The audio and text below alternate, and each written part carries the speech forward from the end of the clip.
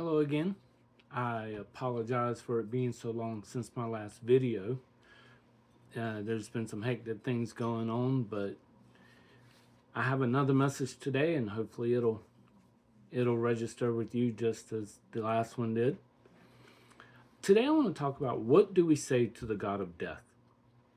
If you're familiar with the TV series Game of Thrones, then you know about the question proposed to our start, which asks, what do we say to the God of death? Well, before we get to our response, let me ask you, who is the God of death? And what does the concept of death have to do with where we are today in America?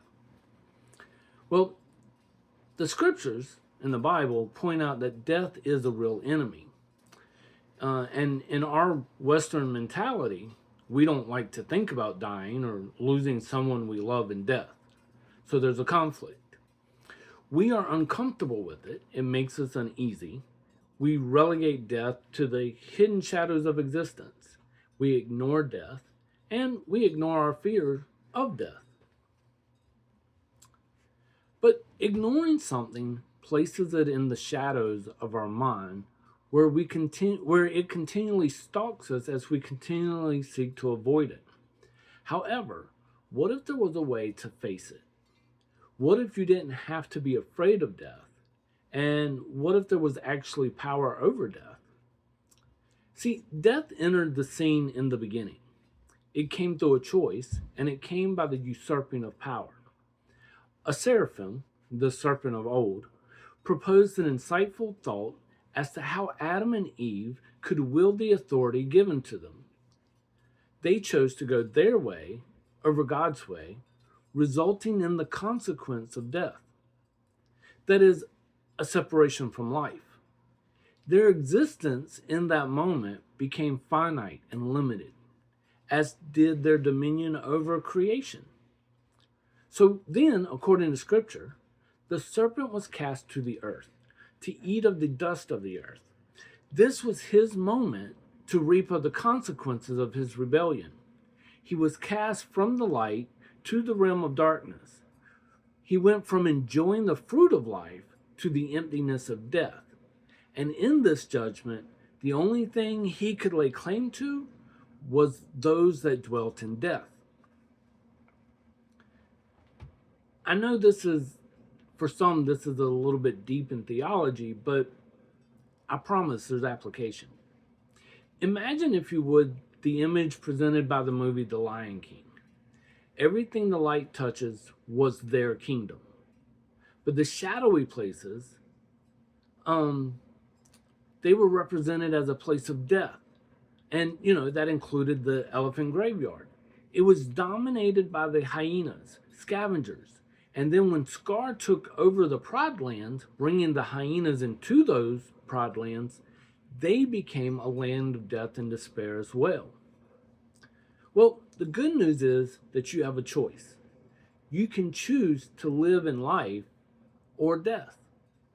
Proverbs 18:20 through 21 states that the power of death and life are in our tongues, and that we eat the fruit of what we produce.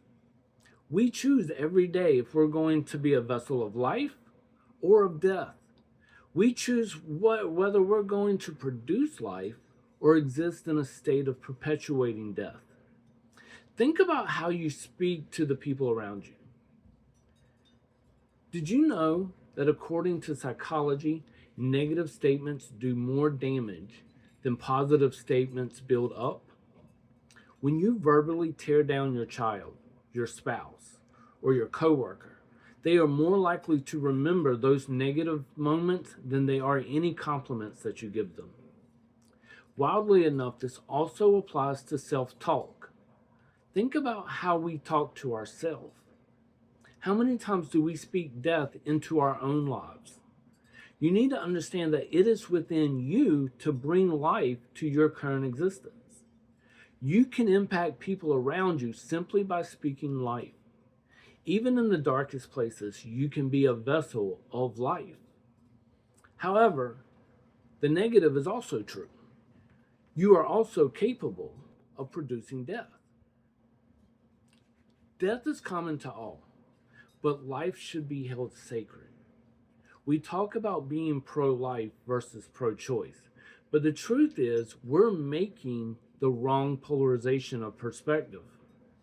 Many who say they are pro-life are actually only pro-birth, because if they were pro-life, then they would hold all life sacred. Their hearts would break for those who are put to death. It would break for those who die in the street, and they would break for those who feel no hope than to take their own lives. The same people who cry they are pro-life will demand the cessation of social programs that meet the needs of our poor and our needy. The same people will complain that the government is spending too much of their tax dollars on social programs, but they don't understand. The government is doing it because the church isn't. The government has to do it because the church won't do it. We think that just because we put our little 10% in our church buildings and in our individual programs, that we are doing the work of God. However, if you read the scriptures, if you read the writings of Paul, and if you understand what we're told, then you would understand that our goal is to willingly, by choice, take our extra of our lives to share with those around us as an act of love so that they are without need. This is one way we choose life over death. This is simply one way we hold on to the sacred, by pouring life into others out of our extra. Now, you have a right to choose. God created mankind with the right to choose. He gave man the choice between life and death, fear and faith, to connect or to isolate. My job is not to tell you how to choose. My job is to love you despite your choices. This is the reckless love of God, that He would give us choice and love us despite our choices. Now, that doesn't mean He makes all of our choices end well, because our choices have consequences. We live in such a world where choices have consequences. However, God judges fairly, and as long as there's breath in your lungs, He still loves, always hoping you'll make the choice towards Him and towards life. Among those who name themselves Christians, love seems to be dying, just as Jesus was quoted in the Gospel of Matthew 24:12. These Christians are choosing death over life. This verse says that because of lawlessness, that is, people are choosing to do what's right in their own eyes, the sacrificially godlike love that was in them as a Christian is now growing cold. People who say they are alive have become walking corpses, drowning in apathy, unconcerned with the fearful, the hurting, and those suffering injustice.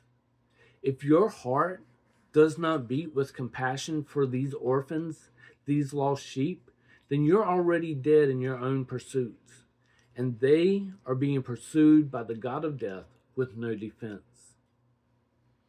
So let me ask again, what do we say to the God of death?